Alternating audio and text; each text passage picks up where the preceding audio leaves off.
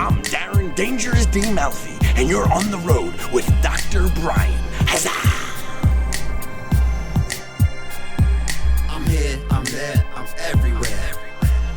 Blues, women, and blues. I'm here, I'm there, I'm everywhere. I'm an asshole, I'm rude. I'm here, I'm there, I'm everywhere. Folks, this is Dr. Brian King. I'm here in El Segundo, California. So I'm here visiting with a really interesting character, a man by the name of Dangerous D. How you doing, D? What's going on? Thanks for What's up, having me. man? That was not a staged handshake at all, by the way. That was perfect. That was completely, yeah, we didn't rehearse that, we didn't plan it, we just went straight into it. Yeah, actually, none of this is rehearsed. No, not at all, absolutely. So Dangerous D, huh? My name is Darinmalfi, but most people know me as Dangerous D because that was my stage name, and that's what I'm billed as. Wait, so Dangerous D is a stage name, but Darinmalfi, that's a real name? I know, right? That's awkward. Really? Funny how that happens. Why do you think I stick with the Danger D part? You think a guy named Darinmalfi doesn't need a stage name? So tell me about yourself, man. What do you are a, I like to use the term, I don't know, the term that comes to mind for me is like a freak show performer or a sideshow performer. How would you describe yourself? I'm just a regular dude trying to make a dollar. So you're a regular guy who has trained yourself to do some pretty extraordinary shit. Yes. What kind of stuff? Like, give me an example. I do a lot of classic sideshow stuff, but I also do a lot of things that kind of like made up on my own or revamped a little bit. But do like fire eating, fire breathing, human blockhead. I do like human blockhead, is the nails and the nose? Yeah. Take a nail and just bang it right in the center. Is that how the hell did you decide that you wanted to learn a skill like that? You have to be really curious,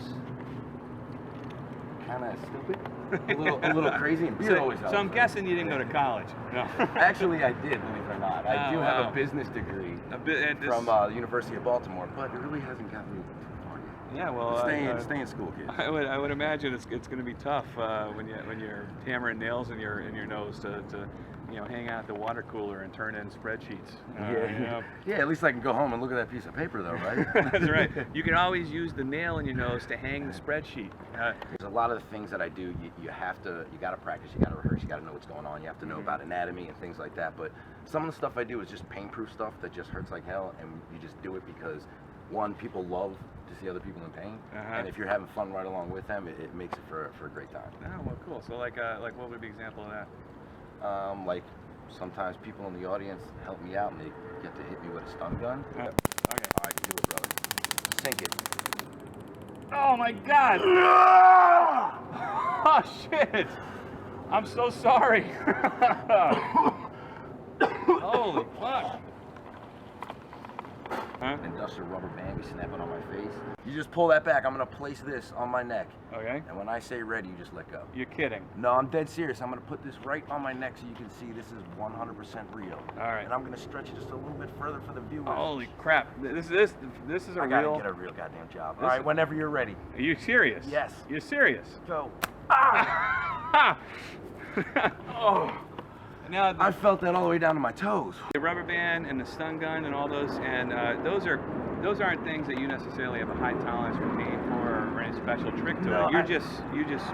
I do Feeling. that. Yeah, I do that to show people because there's an issue with sideshow. A lot of people that are in the world of sideshow are also magicians and they do a lot of magic. And if you mix real stuff with fake stuff, you lose the audience somewhere and they don't know what's real and what's fake. So when you're doing something that's awesome, like taking a mousetrap and slamming it on your tongue. Getting this? Oh my God! Oh no! Hey, jeez! That hurts just looking at it. Oh my God! That's real. They think there's a trick or an illusion to it, so I make sure everything I do is 100% real, and I start off with a lot of pain-proof stuff that you just can't get used to. It just hurts, so people know, hey, a little blood, a little bruise, and you know it's real. You know? Wow! That I actually have a pilot that has been shot for my own television series. You can check out actually on YouTube /DDmalfi. It's my web series called Living Dangerously. It's kind of based off of that. How'd you get into this in the first place? Coming with a business degree? Actually, it's funny. The same guy that I mentioned, Chris. He was a good friend of mine growing up. We were before we got into this, we were working retail. I was playing music, and he was actually playing music in a punk rock band, and he was always into this stuff like magic and stuff like that. So we'd be like, working at a retail store, like facing the front product. And he'd like, tap me on the shoulder, check this out, bang it down in his face. Go sit down at lunch. What store? I'm not gonna plug them. I know. I'm just saying. It's like it's hard to imagine. It's the big orange box. It's hard to imagine. The big orange box. I know, I was but in upper management. it's hard to imagine you and some dude standing around in Old Navy, you know, like folding T-shirts. Oh yeah, no, it was a hardware store. Yeah. And it's like, hey man, watch this. Yeah, Victoria's Secret. Yeah. It was it was a hardware store. Yeah. Well, a hardware store, that makes sense then. You got all your tools right there. I was gonna say I should have invested stock in that place because I'm there every day. You know? Wow, that's awesome. But yeah, he got me involved in it, and I started performing with him, and it just kind of like snowballed. A short time that we stayed employed there when we put the act together, but it was really where I was introduced to everything. Where that's how I found out I could go through a tennis racket. This is a rough one. Bear with me, and if you're at home watching, you can scream and clap. It'll help. All right.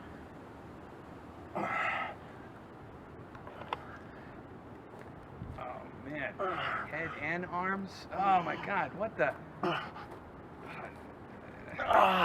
Okay, I've got 911 on speed dial. Medic. Oh man, and this is just a day in the life for you.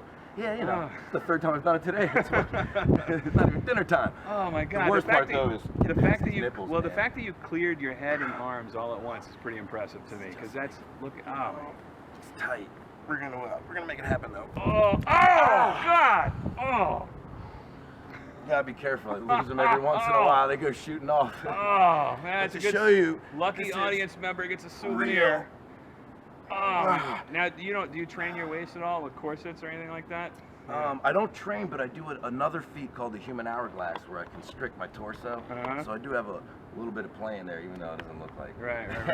Oh my God. And this is actually the hardest part. Really? Past the Italian stallion. I didn't write that line. I'm just joking. Yeah, because the hips don't give. Like you Not can't. at all. Like shoulders, you can move around. Wow. I gotta give it. I wish there were more people here applauding. You never see fat guys doing it. I don't know. We got hula hoops for that. Yeah, you got. I don't even know if I could fit through a hula hoop. What else I want to ask you? Oh, inspiration, man. Who's your inspiration in this?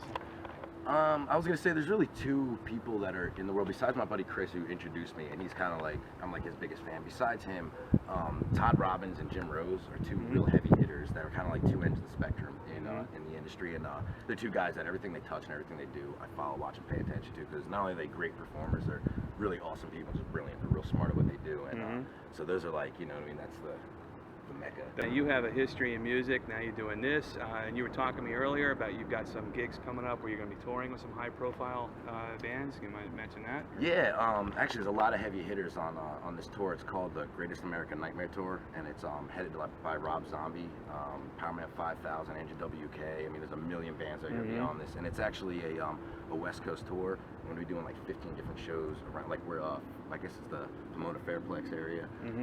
But yeah, it's going to be amazing. What's your website? It's darinmalfi.com. How do you spell that? DARINMALFI.com. darinmalfi.com. And you got a YouTube channel linked through that and all that? Or? Yeah, you can get all the social networks and everything. And the Facebook and the Twitter. All right, folks. I know you saw some cool stuff tonight. Don't ever try this stuff at home on your own. But if you do, upload it and post it to my page. Anyways, this has been On the Road with Dr. Brian King. Thank you very much. Everywhere. Blues, women, and blues. I'm here, I'm there, I'm everywhere. I'm an asshole. All right, guys. Now it's your turn. All right. Head to toe. Head to toe. Oh, yeah, no problem. Look at that. No, we overestimated my girth. I appreciate the... I'm going to put you in the show now. I appreciate the humor. I fucking love it, man. I'll do it. I have a top hat. You know, I could be on your show. My man.